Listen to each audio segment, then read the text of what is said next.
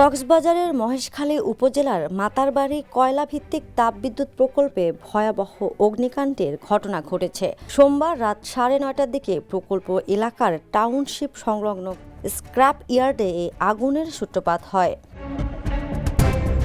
প্রত্যক্ষদর্শীরা জানান, রাতের আঁধারে দাউ দাউ করে জ্বলতে থাকা আগুন দূর থেকেই স্পষ্ট দেখা যাচ্ছিল। আগুনের লেলিহান শিখা দেখতে প্রকল্প সংলগ্ন এলাকার অনেক বাসিন্দা ঘটনাস্থলের আশপাশে ভিড় করেন। তবে বিদ্যুৎ প্রকল্প এলাকায় কড়াকড়ি নিরাপত্তা ব্যবস্থা থাকায় সাধারণ মানুষ ভেতরে প্রবেশ করতে না পারায় আগুনের সুনির্দিষ্ট কারণ সম্পর্কে নিশ্চিত হওয়া যায়নি।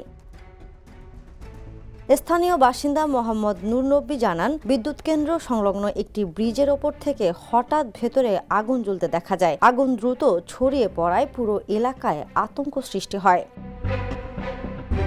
খবর পেয়ে মহেশখালী ফায়ার সার্ভিস ও সিভিল ডিফেন্সের দুটি ইউনিট ঘটনাস্থলে পৌঁছে আগুন নিয়ন্ত্রণের কাজ শুরু করে। রাত 10টা পর্যন্ত আগুন পুরোপুরি নিয়ন্ত্রণে আনা সম্ভব হয়নি বলে জানিয়েছিলেন স্থানীয় সূত্র।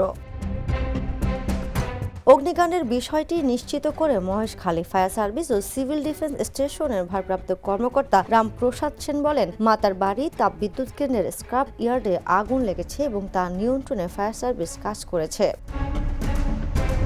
ফায়ার সার্ভিস কর্তৃপক্ষ তাৎক্ষণিকভাবে আগুনের কারণ ও ক্ষয়ক্ষতির পরিমাণ জানতে পারেনি। তবে স্ক্র্যাপ ইয়ার্ডে আগুন লাগায় উল্লেখযোগ্য আর্থিক ক্ষতির আশঙ্কা করেছেন স্থানীয়রা। 1200 মেগাওয়াট উৎপাদন ক্ষমতার মাতারবাড়ি তাপবিদ্যুৎ কেন্দ্রটি দেশের বিদ্যুৎ খাতের একটি গুরুত্বপূর্ণ প্রকল্প।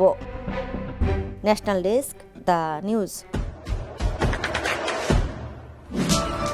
দেশে দেশে সবার সাথে দ্য নিউজ।